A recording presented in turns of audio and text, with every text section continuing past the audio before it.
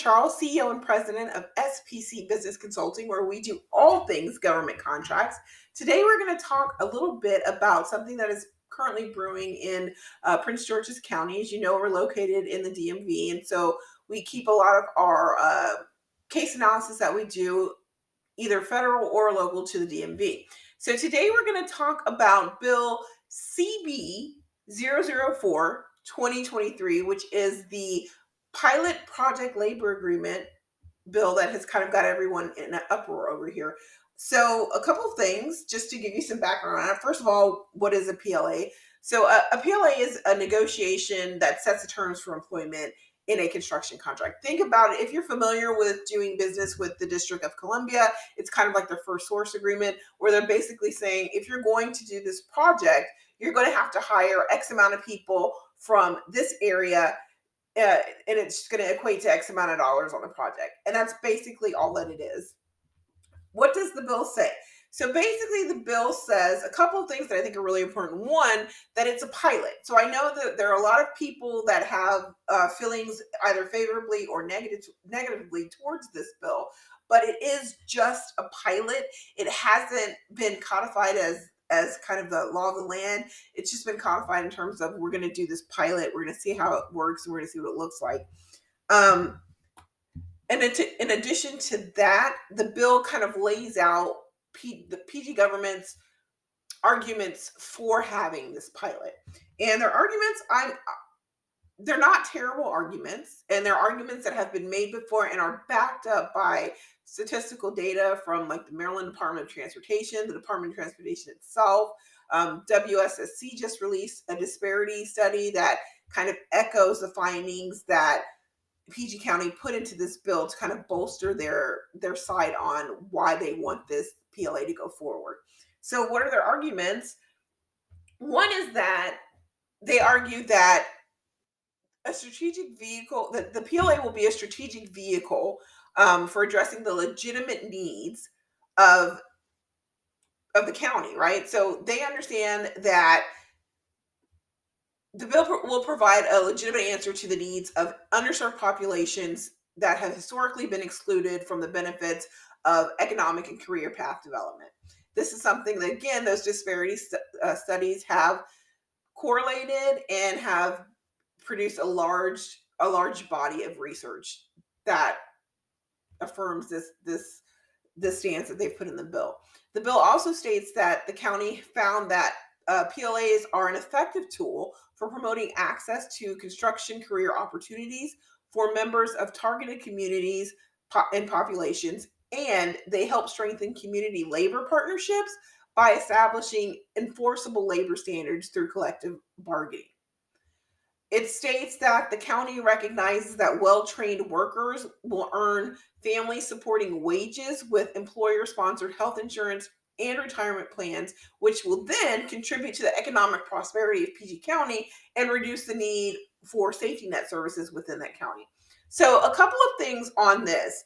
The bill also does state that it's entry level positions. So I don't know how true it will be that it's going to be family sustaining wages. They're going to be entry level according to the bill. That's what the pilot plan is focusing on. That has historically been businesses' real contention with any of these kind of set aside programs of this nature, is that they don't really address high wage positions. They're typically like day laborers, or typically, low entry level positions that weren't going to have large wages anyways. So I do want to point that out in the bill. It does specifically state entry level positions. So there's that. So the other points, are good points. And again, they are substantiated by a large body of data that says these things do happen, these things do occur. And we do know, myself included as a small business owner, that a well-paid staff member is a happy staff member. That's a staff member that contributes positively to your business and then goes out and contributes positively to the economic ecosystem around your company. The argument that businesses have put up against this bill are reasonable arguments as well. So they have said that the reason they are not supporting it is that Black businesses don't historically have the type of relationships with local unions that the non-minority firms have. And it's been this way historically. So for a number of years that the Black community, particularly Black construction workers, are just not part of the local union. So any benefit that this PLA brings, objectively, Black construction workers and Black construction firms will not enjoy it because they do not have that relationship with the union. So they'll be left out of the negotiations, and they'll be forced to deal with a lot of the administrative burden of making these things work without the assistance of a union. They also are contending that there are only a handful of general contractors that are Black in this predominantly Black county. So to enforce a PLA means that you are going to narrow competition because there's already such a small amount of of minority contractors operating in this county. The last point they make is that this PLA will effectively shut Black firms out of the ability to compete for contracts, which will then hamper national and local movements for equity and inclusion um, in the minority ecosystem. So this is a very simplistic view of a very complicated situation, but in essence, I do feel like they're right. When you put restrictions on a contract, historically in government contracting, there is a very narrow pool of minority contractors that are utilized continuously. Usually it's a core group of a couple of firms that the government goes to because it's less risk. They know how they do. They continuously will go to those same contractors. What that creates, though, is a stagnation in the labor pool and in diversity, right? And in innovation, because it's only like, say, 10 firms that they go to. So these 10 firms basically control all of that money, and then they control all the subcontractors because the subcontractors will be going after said money. It's very simplistic the way that I'm explaining it, but it is a very real situation. That labor pool shrinks, that supplier and vendor pool shrinks. And the suppliers and vendors that are not in the they're not in the on ramp with the chosen or preferred vendors are then completely cut out of the opportunity to participate in these contracts. So I think this is a really important, and it's a really salient point that they're getting at. And I think that they are talking about things that perhaps the council is not thinking about, or maybe thinking that it doesn't really affect them, which is unfortunate because it's a very big part of being a minority contractor in the GovCon space. There are already kind of few areas that exist where we can readily compete.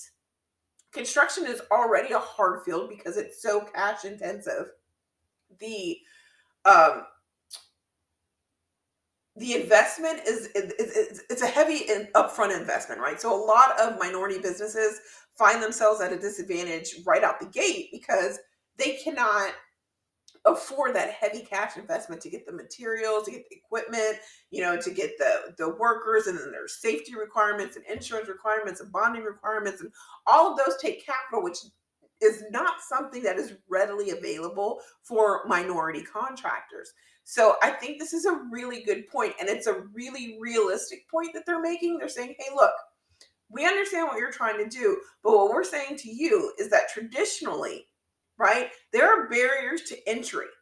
And we already have such a small amount of minority contractors capable of doing these types of projects to begin with. And now you're putting another barrier by putting this PLA in the agreement. I do want to go back to the fact that this is a pilot, right? So it hasn't been a fully blown program that they've rolled out. It's a pilot. And the purpose of a pilot is to see whether or not it's feasible. If we could roll something like this out on a larger scale. But I do think that both sides have some really compelling arguments. We've seen the body of research. I mean, it's the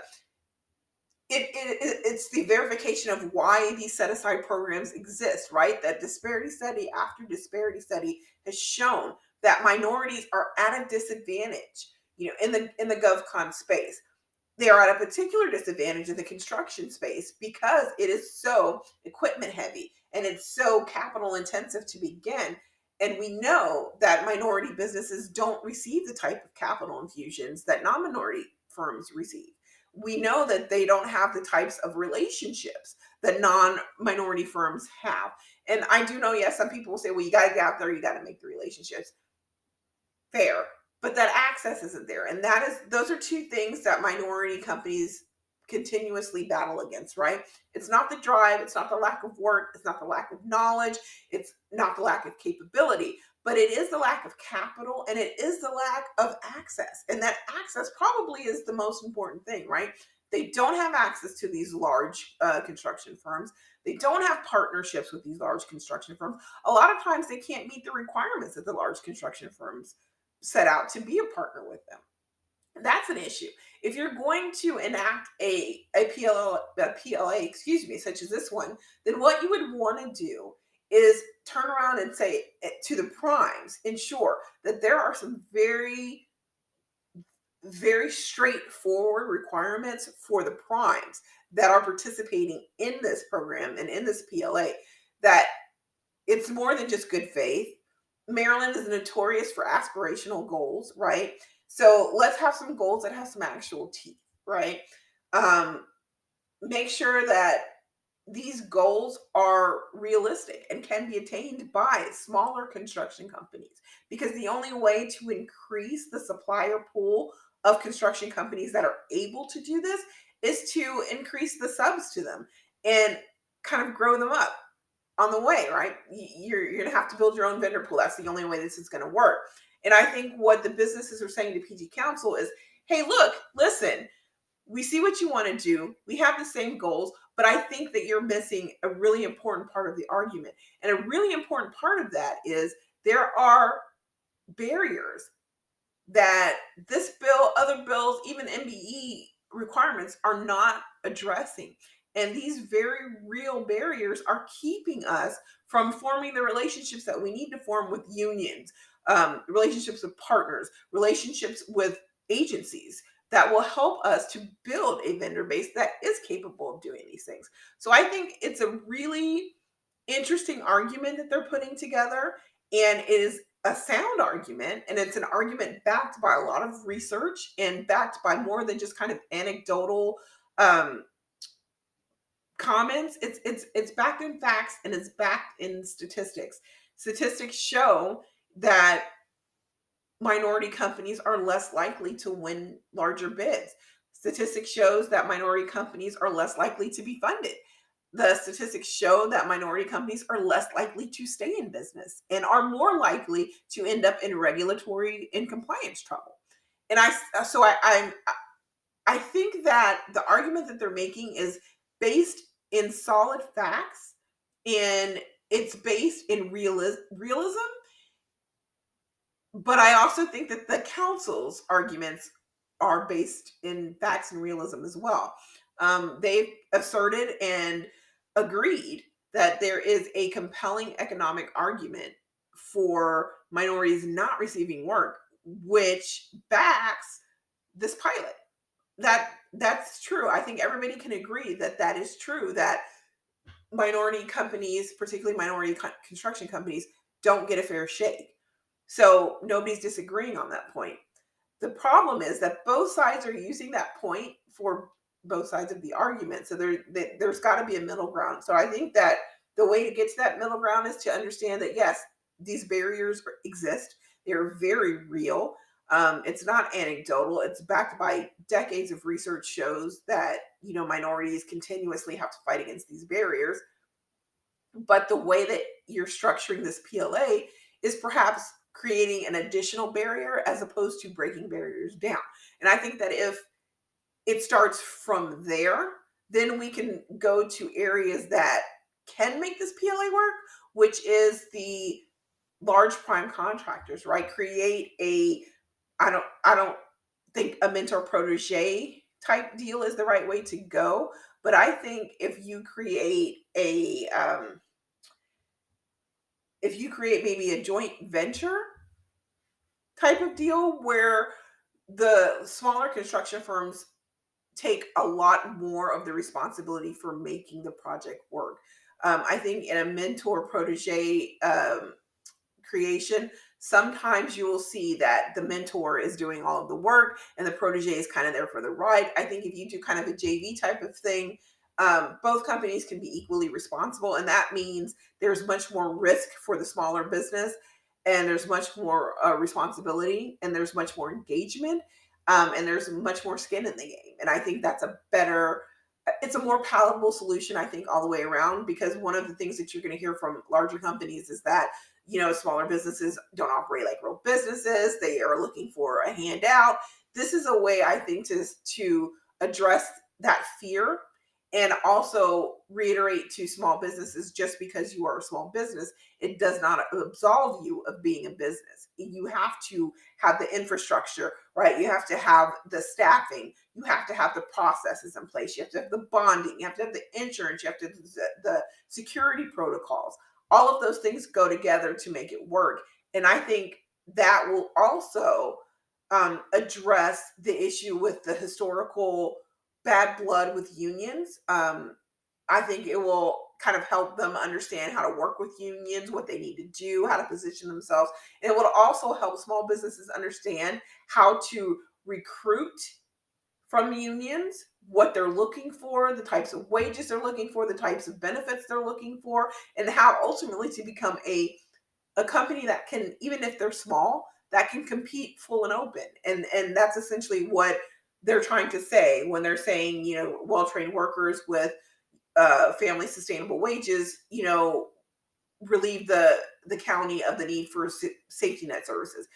It's going to relieve the county of safety net services for businesses as well, because the businesses will lean on each other, and they'll naturally form partnerships and joint ventures and go after these deals together. The problem is the access and the capital. And once they get those things sorted out, I do think this pilot can work. I see what the council is doing, and I understand, because I don't know any other way that you would get a large prime to do this. You certainly wouldn't get them to do it on their own. So this is one way to make sure that they do it, and there's a way to hold them accountable if they don't do it. So it's a really interesting situation. I think there are really good arguments on either side. Waiting to see how it plays out and what comes out of it. I mean, I think they're both saying the same things, just on different sides of the coin. So I'm hopeful that they'll come together, and maybe there'll be some solutions that kind of address that as they move forward. I think it can work. It's going to rest on how it's implemented, and that remains to be seen. So thank you guys for listening. You can find us on all our social media, on TikTok at SBC Business Consulting. You can find us on LinkedIn, SBC Business Consulting, on Twitter, same thing. Or you can, good old fashioned email is a way to get us as well. If you have any comments or questions about this, please let me know. I'll be happy to talk about it. Thank you.